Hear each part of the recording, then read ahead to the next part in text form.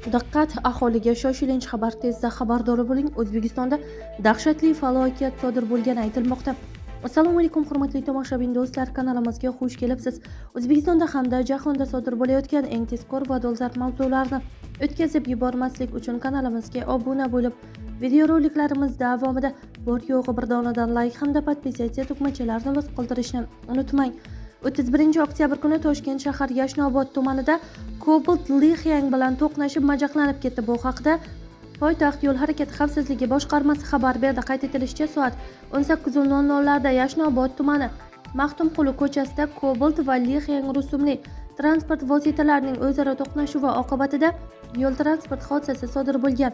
Bildirilishicha, yo'l transport hodisasi oqibatida Cobalt haydovchisi va yo'lovchisiga birinchi tibbiy yordam ko'rsatilgan.